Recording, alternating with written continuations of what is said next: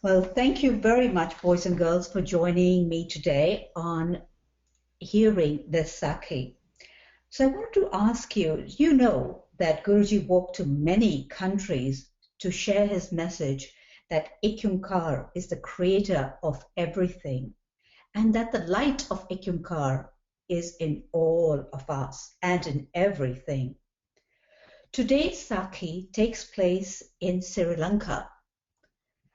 That was very, very far away from Sultanpur, where Guruji was staying. Remember, in those days, there were no trains, cars, or planes. So Guruji and Bhai Mardana would walk everywhere. Now, can you take a look at the map and see if you know or can you find where Sri Lanka is? Take a look carefully. That's right. It's that tiny island at the bottom of the slide. That's far, isn't it, from where Sultanpur was? So Guruji must have been very, very strong to be able to do all that walking. Don't you think so? All right now, so now let's start with the Sakhi. The title of the Sakhi is Raja's Transformation. Guruji and Bhai Mardana crossed the river Sutlej and traveled through countless towns and villages. Many people were inspired by Guruji's teachings and became his followers. In the town of Sirsa, two friends, Bhai Sedo and Bhai Geho, insisted on accompanying Guruji and Bhai Mardana on their journey. Around the year 1511, the four men sailed across to the island of Sri Lanka, which was divided into three kingdoms. Raja Shebnab was the ruler of the Jaffa kingdom. The Raja had heard a lot about Guruji from Mansukh.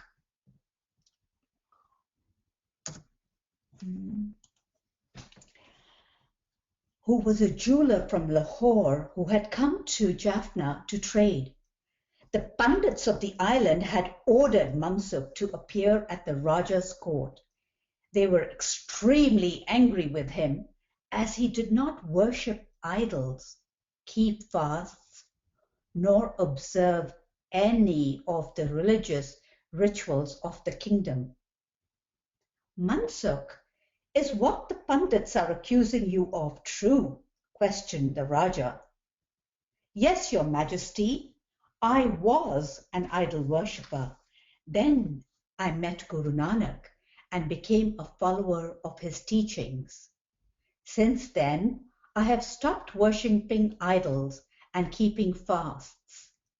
All my fears and doubts have vanished. How did that happen? Asked the Raja. My Guru took them away. My Guru says that Ikyunkar, the one creator, is eternal, loving, fearless, and without hatred. We all have the spark of Ikyunkar's divine light within us. Therefore, we are all equal, explained Mansukh respectfully. Nonsense, blurted out one of the Pandits. Are you saying that you are equal to the Raja or me?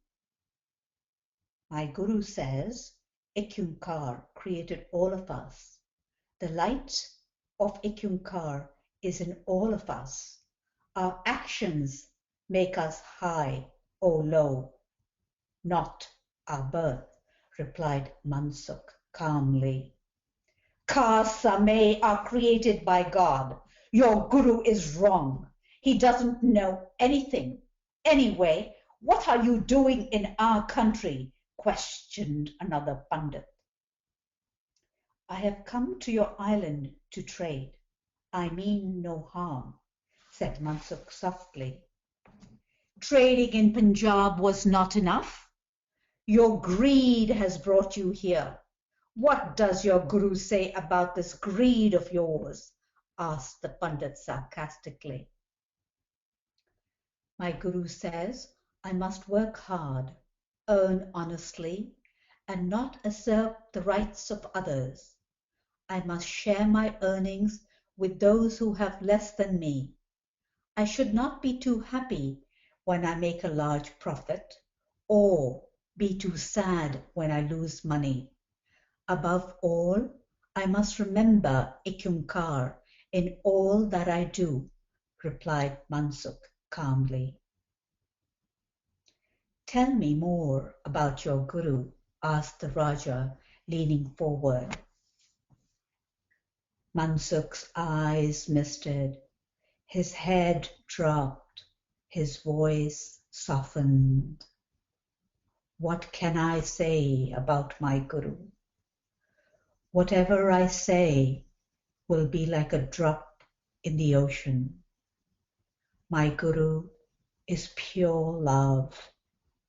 My Guru is my every breath. My Guru is my life. I was a broken man till I met him. He has made me whole. Without my Guru, I am incomplete. The Raja was mesmerized. I would like to meet your Guru. Will I have to travel to Punjab? The Pandits gasped. With folded hands, Mansukh softly said, Rajaji, if you remember my beloved Guru with a true heart, he will come to you. Mansukh's gentle manner and tone of voice made a deep impression on the Raja. Mansukh, you are always welcome in my kingdom. Go do your business in peace.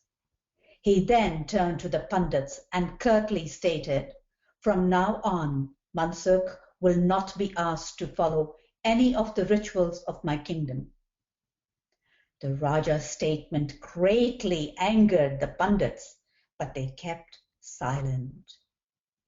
From that day onwards, Raja Shabnab could not stop thinking about Guruji. His wife, Rani Chandralakha, knew this. Rajaji, from where has this longing come to meet Guru Nanak? You know nothing about him. Most probably, he is just like any other sadhu or fakir. You may be right, my Rani, but you were not there when Mansukh spoke about the Guru. Guru Nanak is his life. The love he has for his Guru poured out of him. I want to meet the man who has the ability to make a person feel complete. Maybe he can help me in my spiritual quest, replied the Raja wistfully. The Rani was taken aback hearing his reply. She confided in the Pandits. They were horrified and became extremely worried. What if the Raja accepted Guru Nanak as his Guru? The religion of the kingdom would change and they would be out of work. They certainly did not want that to happen. So they did their best in trying to please the Raja. Guruji, by Mardana, by Sedo and Geho landed in Jaffna. They were directed to stay at the old gardens on the palace grounds. The Rani was informed that a holy man by the name of Nanak Shah and his companions were staying at the old gardens. She immediately alerted the Pandits. We cannot let the Raja know that he has arrived, said one of the Pandits. We have to find a way to discredit him, added another Pandit quickly. Rani ji, please help us, they begged. The Rani was not sure what to do. She loved her husband very much and wanted his happiness more than anything else. On the other hand, She did not want him to be deceived into believing that Guruji was special. After much thought, she announced, I am going to send the most beautiful dancing girls from the palace to test this man. Let's see what happens. The Pandits were thrilled with her plan. Guruji was sitting under the shade of a tree, immersed in his thoughts. The dancing girls surrounded him. They used all their charms to distract him, but Guruji remained unmoved. Tired from their dancing, they sat down and waited for him to open his eyes. When Guruji opened his eyes, he said, Sing the praises of Inni Kaur, the creator of all this beauty, my daughters. Raise your consciousness and feel the presence of Inni Kaur within you. Guruji's words filled the air with love. The girls covered their heads and bowed before him. For hours they sat and listened to Guruji's teachings. They returned to the palace, totally transformed, and revealed everything to the Rani. The Rani got scared and immediately went to her husband and softly said, I think Guru Nanak has come to meet you. He is staying in the old gardens. Raja Shabnab was stunned.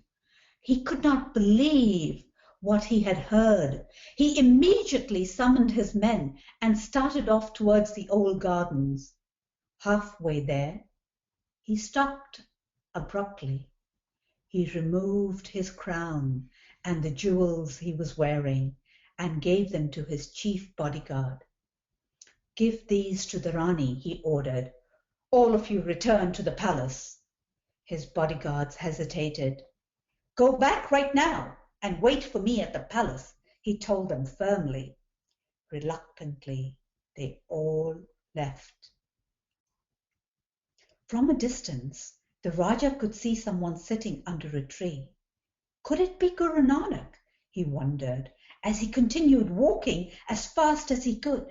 Yes, I think it is him, he whispered joyfully as he got closer. When he reached Guruji, he sat down and politely asked, What is your name? What is your caste? Are you a yogi? A yogi is one who is purified with the love of Inni Kaur and is filled with truth. My Inni Kaur, what is your name? My Inni Kaur, what is your caste? Replied Guruji lovingly. Are you a Brahmin? Questioned the Raja gently. A Brahmin is one who bathes in the waters of Inni Kaur's wisdom. A Brahmin is one who knows that the light of Inni Kaur permeates everywhere. Are you a Khatri, a shopkeeper? Asked the Raja. My tongue is the beam, my heart is the scale. I weigh everything there with the essence of the indescribable. There is one shop, one merchant, and the customers are also the same, answered Guruji. Are you a Hindu or a Muslim? The true Guru has solved the differences of the two ways. The persons whose attention is fixed on Inni Kaur and whose mind never wavers will attain the answer to your question, stated Guruji. The Raja was deeply impressed. He insisted that Guruji stay with him at the palace. Guruji politely declined. The Raja came every day and spent several hours with Guruji. He was captivated with Guruji's teachings. One day he asked, "How should I live my life?" Live in the presence of Ikyumkar.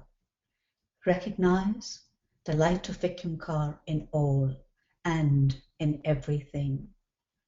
When you can see the light in all, then your mind will experience a state of calmness, a state where there are no hopes or desires, no joys or sorrows. Rule your kingdom from that state of mind, replied Guruji. Raja Shibnab carefully listened to every word. He bowed and said, "From now on, you are my Guru. I will live my life according to your teachings.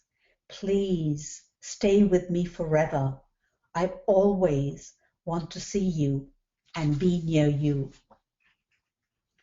Rajaji, this body that you see in front of you is my physical form. It lasts only as long as there is breath. Concentrate on Shabad and you will experience my presence, replied Guruji lovingly. Guruji stayed for several months. Raja Shibnab and the Rani became devotees of Guruji. The Raja also built a dharmsala where everyone was welcome. He made numerous changes in his kingdom, which improved the lives of his citizens. The people were thrilled and said, "Our Raja has no love left for the treasures of the world. He now lives in the love of Ikyumkar and Nanakji." Guruji, Bhai Mardana, Bhai Sedo and Geho traveled in Sri Lanka for over a year before heading back to Punjab. That is the end of the story.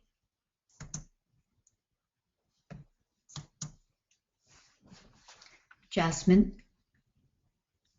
Vaheguru Ji Ka Khalsa, Vaheguru Ji Ki Fateh, everyone. What a beautiful Sakhi Inni Auntie read for all of us.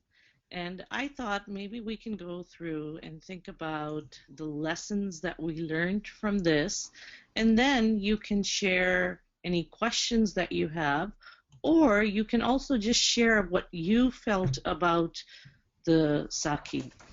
So let's think about it. When Mansukh was talking to the Raja, he said that, you know what, when my Guru helps me get rid of all the fears and doubts that I have.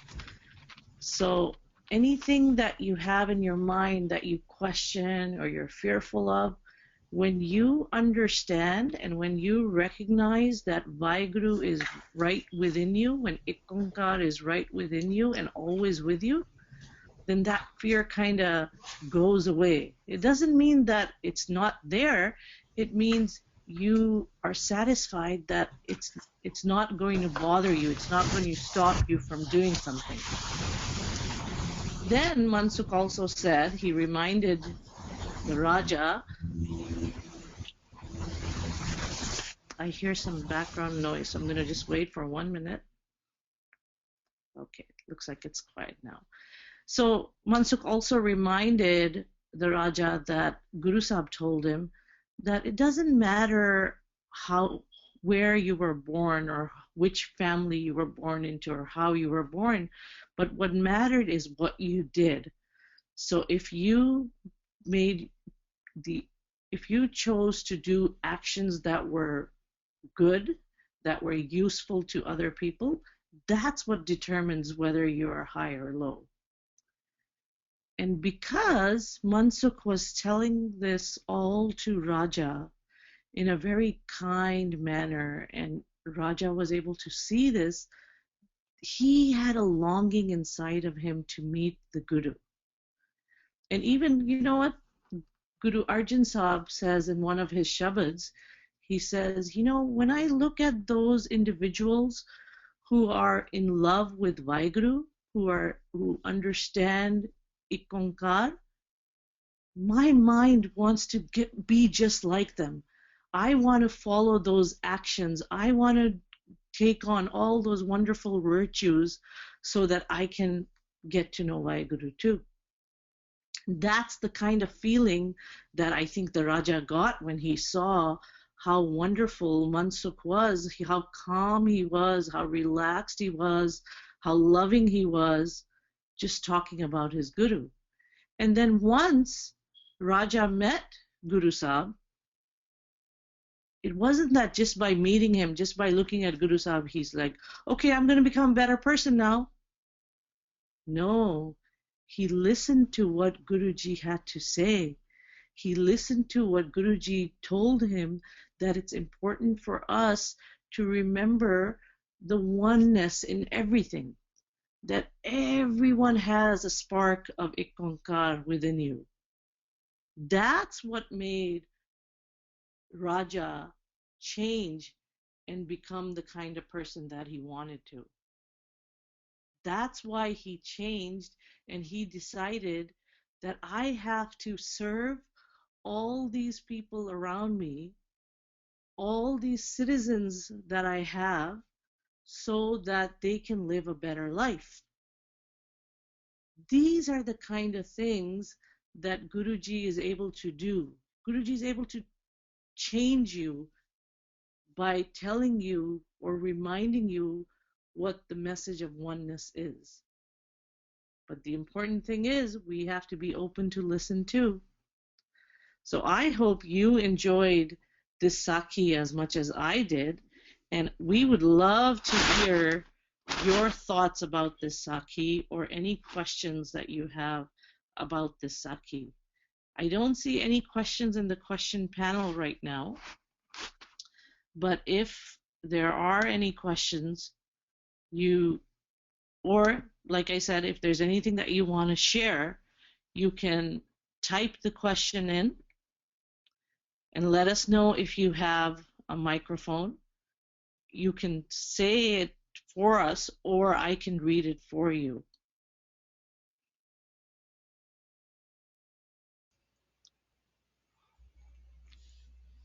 Would anyone like to share?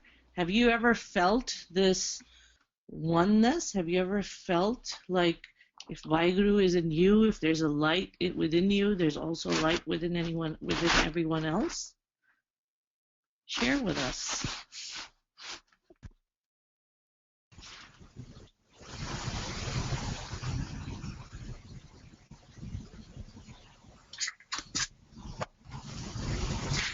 Inni Panji, would you like to share with us how you felt when you were writing this story for all of us? When I was writing the story, because I follow the writings of Paisa Paivir Singh Ji from Guru Nanak Chamatkar, and when I came to this passage of Mansukh describing his Guru, it was amazing for me the way he did that. And the second thing which I really was taken aback was at the end of the chapter when Guruji says, Rajaji, this body that you see in front of you is my physical form. It lasts only as long as there is breath. Concentrate on Shabad and you will experience my presence. So Jasmine, tell me, how do you concentrate on Shabad? What does that mean to you? That's an excellent question, and a question that a lot of us usually have. So I think what it means to me is that we have to understand what Guru Sahib is asking us to do. So when we read a Shabad or when we listen to a Shabad, we need to think about how can I do what Guru Sahib is asking. So I can give an example. Yesterday, I was at a Kirtan, and they were singing a Shabad where they were saying that when I serve the world, when I serve the oneness in the world, then it doesn't matter if I have a kingdom or not. So I started thinking about this Sakhi that we were reading, that Raja probably felt like that that when he was helping his people become better, when he was making their life better for them, it didn't matter that he had all these riches and he was a very rich guy and everyone respected him, but he felt so good inside that it just made him a good person. And when he was a good person, he was able to help everyone in there. So I think that's what it means when you need to concentrate on Shabad, is when you do what Guru Sahib is asking you to do.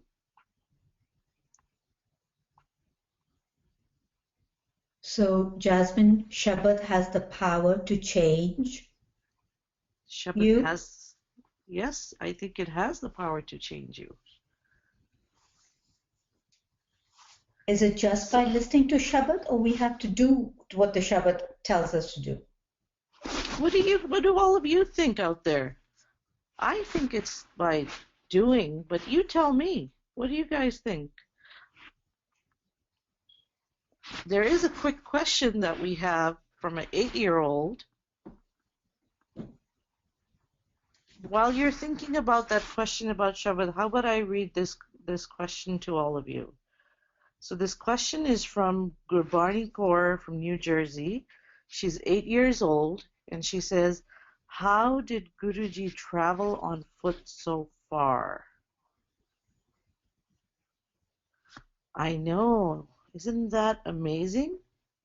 If I go for a walk, I just get so tired. But I think Guruji, he felt that he wanted to go and spread the message of Ikonkar. So sometimes you need strength to do all your physical activity, but sometimes, and most of the time, you need strength and you need passion and also, right? So if you feel really strongly about something and you want to make sure that that message gets across, you will do everything to make sure that you get to that point. So Guru Sahib, just because we talk about, him walking for so long or him spreading his message, it didn't mean that he didn't take care of his body. He made sure he took care of his body. He ate not too much. He made sure that he stayed healthy. He didn't eat just because he was hungry and he just wanted to eat everything that he saw. Like maybe he saw candy and he's like, oh, I'm going to eat all this candy. He probably thought, I'm not going to eat all this candy. I might eat a little bit because I think it's tasty and I like it, but I have to remember what is good for my body and what is going to make me strong. So thank you for asking that question, Guru Nanak Kaur. I'm sure it feels quite confusing, right? Wow, how could have Guru Sahib walked on foot for so long? But remember, he used to take breaks. He used to stay with his sangats, and when people used to ask him to stay, so he would take breaks and think about it. But most importantly, he wanted to make sure that everyone can understand the message of Ikonkar, of everyone being part of Vaheguru. Any other questions or anything that anyone would like to share with us? We would love to hear it.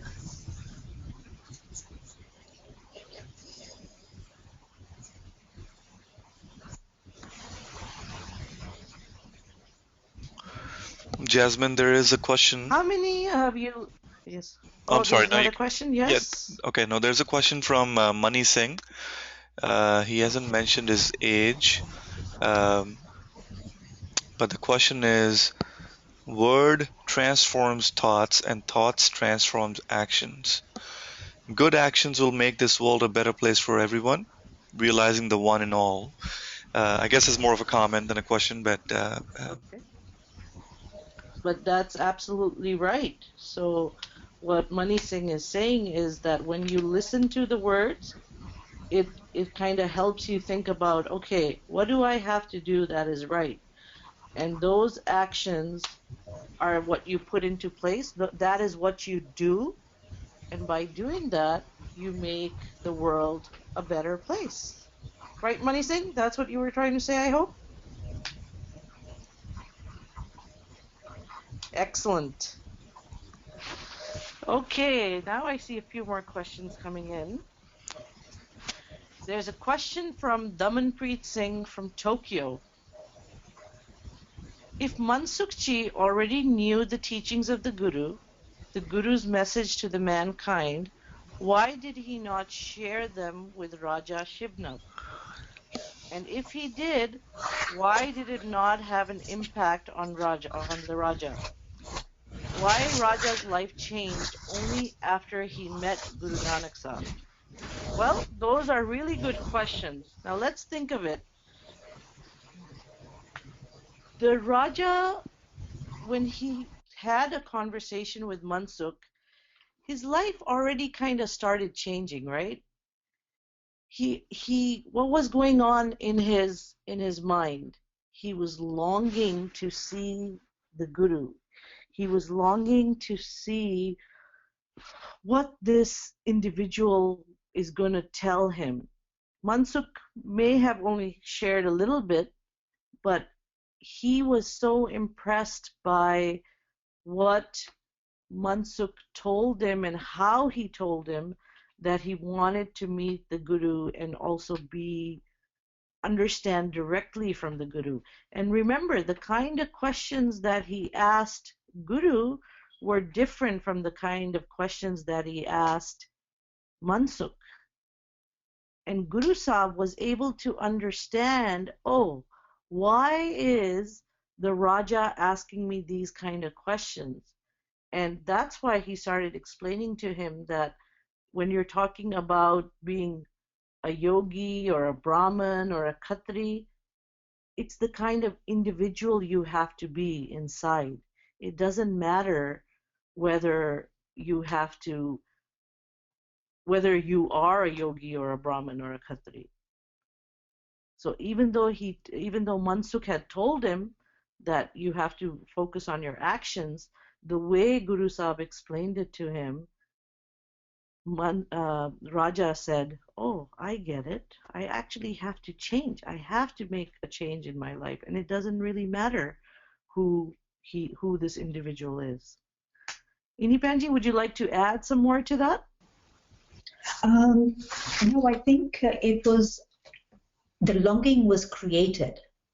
And when the longing is created within somebody and that longing is pure, Guru comes. So in this case, it was the physical form of Guru that came to the Raja and explained what the Raja needed to hear. And in today's world, the Guru is the Shabad. So when the Shabad comes into your life and you accept the Shabad, and that's when change happens. That's how the Raja was transformed by Guru Sahib, and that is how in today's world the Shabad transforms you, if you are open and if you are willing to listen.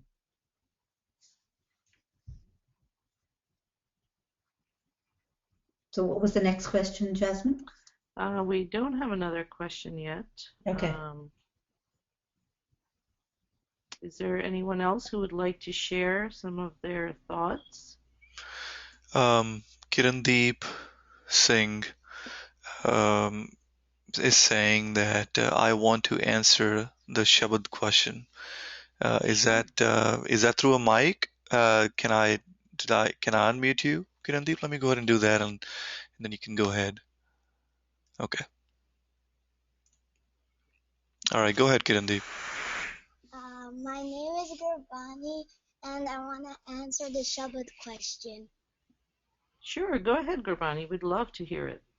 So, when you listen to a Shabad, it's not just like the Shabad's over, now I can go and play. It's like you have to really feel and listen to what the Shabad's meanings are, because it's a lesson in life. That's right. And for that, in order to understand the lessons, we also have to make sure that we understand what some of the words are, right? Yes. So our job has to be that we are always trying to learn what the words mean, and then we have to go and put those lessons to the world, in the world. Very good, Gurbani Kaur. Thank you so much for sharing that. You're welcome. Thank you. You're welcome.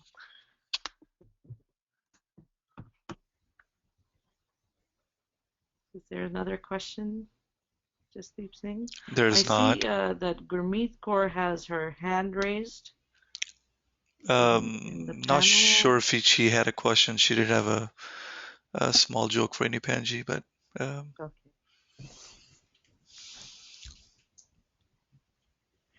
Is there anyone else? If there isn't, then maybe Inni Panji, you can leave us with some closing comments. So, boys and girls, today's Sakhi, really for me, this chapter was very special because I got to feel the love what Mansukh had for his guru. I got to feel also what Guruji, I got to understand what Guruji was saying about the physical form. You don't have to have the form of Guru Sahib. The Shabad is the Guru. So I hope you will take those two lessons and the lesson what Guruji said, that Ikumkar is an all and that light is in all of us.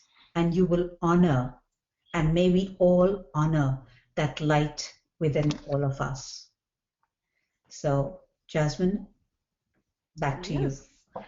Thank you. I do hope that everyone is able to remember that. And I also hope everyone has to remembers that we have to keep reminding ourselves about that and keep acting in the right way, doing the right things, so that it just becomes habit. And then we just know that if there's Vaheguru within me, then there's also Vaheguru within everyone else. They don't have to be just a Sikh. It could be anyone, every single individual in your classroom, every single individual in your school. There's Vaheguru within them. And we can try to do our best to make sure that we are able to show that to the world. Thank you. okay. Thank you, Jasmine. Thank you, Inni Panji. Thank you all for joining today's session. And please be reminded that these webinars are provided for free, but there is a cost associated with this technology and administration.